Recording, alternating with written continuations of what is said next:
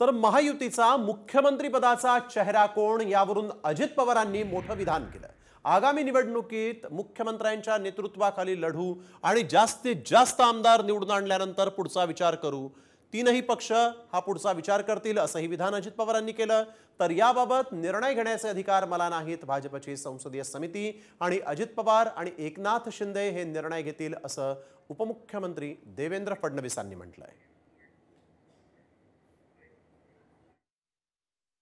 जास्तीत जास्त आमदार निवडून येतील याकरता आम्ही महायुतीमधले तिन्ही पक्ष त्या बाबतीमध्ये कामाला लागलेत। पण आत्ताच्या निवडणुका ज्यावेळेस सामोरे जातोय त्यावेळेस राज्याचे मुख्यमंत्री तर हेच आहेत एकनाथराव शिंदे, त्यांच्याच नेतृत्वाखाली निवडणुका होतात। निवडणुका होऊन नंतर सरकार जास्तीत जास्त आमदार निवडून आणल्यानंतर पुढचा विचार त्या ठिकाणी तिन्ही पक्ष मिळून करतील। महायुतीमध्ये मुख्यमंत्री एकनाथराव शिंदेजी हे सरकारचे प्रमुख आहे आणि ते प्रमुख असतानाच आम्ही निवडणुकीला जातोय आणि या संदर्भात मुख्यमंत्री कोण आणि काय आणि कोणाचा चेहरा हा निर्णय घेण्याचा अधिकार माझ्या स्तरावर नाही। या संदर्भात आमचं पार्लमेंटरी बोर्ड आणि दोन्ही पक्षाचे नेते म्हणजे शिंदे साहेब आणि अजितदादा पवार हे मिळून सगळे निर्णय करतील। तर दुसरीकडे आम्ही टीम म्हणून काम करतोय, जनता पोचपावती देईल असं सांगत मुख्यमंत्री एकनाथ शिंदेंनी साम टीव्हीच्या ब्लॅक अँड व्हाईट मुलाखतीत अजित पवारांच्या दाव्याला बगल दिली आहे।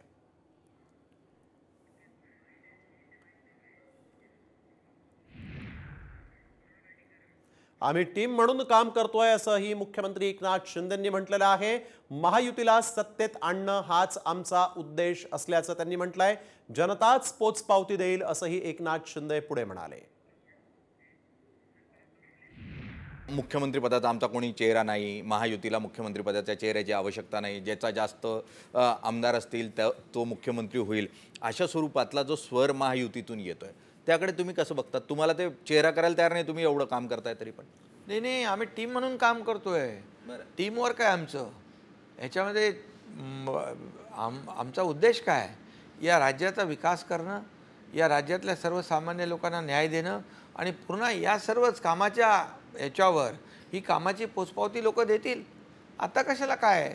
आम्ही एक टीम म्हणून काम करतोय। या राज्यामध्ये पुन्हा महायुतीचं सरकार आणण्याचा आमचा उद्देश आहे आणि त्यामुळे काल तुम्ही कुठली बातमी छापली, सिल्वर काय चेहरे पडले आणि काय आवाज वाढला, आवाज वाढला, तिकडे एकीकडे आवाज वाढला, दुसरीकडे चेहरा पडला। असं आहे का? मला करा, मला करा, मला करा, ही अशी परिस्थिती पाहिली नाही मी कधी।